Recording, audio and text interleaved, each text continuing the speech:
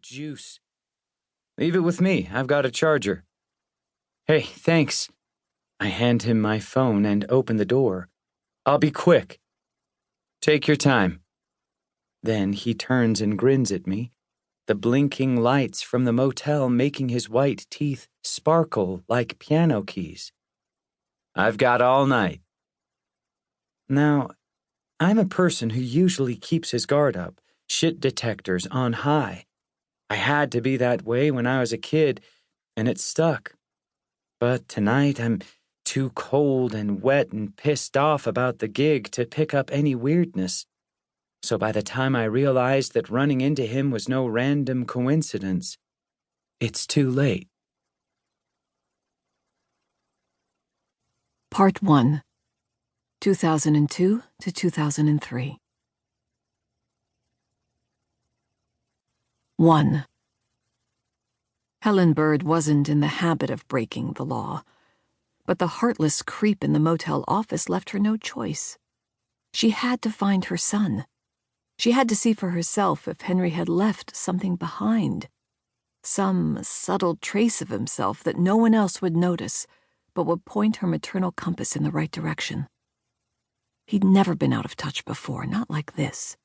Not when he was expected home 2 days ago, and especially not now when his girlfriend, Mira, was due to give birth in a matter of weeks.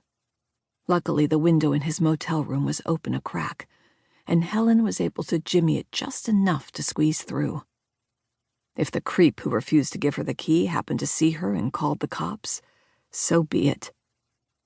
In a way, she wouldn't mind. Maybe Saratoga Springs' finest would show more concern than the smug detective in Aurora Falls who tried to convince her that Henry's disappearance was voluntary. Helen knew better. Didn't she? As soon as she was inside, she closed the musty drapes, then turned on the mini flashlight that had been a party favor at her friend Abby's 50th, and waved it around the room. Nothing jumped out at her, but that wasn't surprising.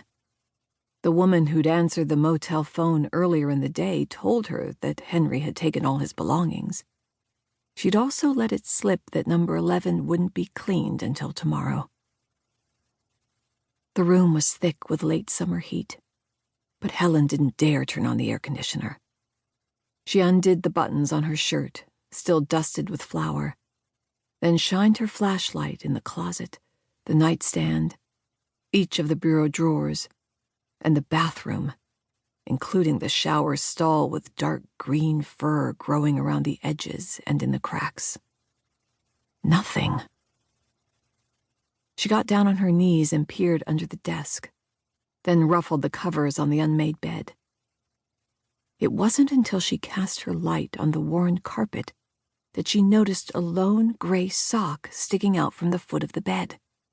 She picked it up and sniffed. There was no mistaking who the sock belonged to. Her beautiful boy had famously stinky feet. "Where are you, my love?" Clutching the sock, Helen sat down on the edge of the bed. "Where have you gone?" She tried to feel her way into her son's mind. In the past, she'd been able to do that. Together, they'd been through so much. Running away when he was 5 and forging new identities so Kip could never find them. They'd become experts at reading one another's thoughts. "It's like we're in our own witness protection program," Henry once joked.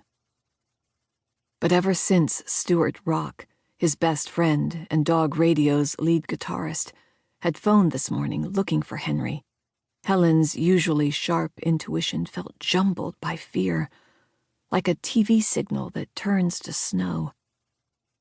Stuart's explanation simply didn't add up. "We fell apart during the second set on Labor Day. It was a shit show, and Henry was pissed because there was a record guy there, so instead of waiting to ride back to the motel, he decided to walk." Stuart hadn't heard from Henry since, and neither had Mira, who'd been visiting her mother at the assisted living place in Albany.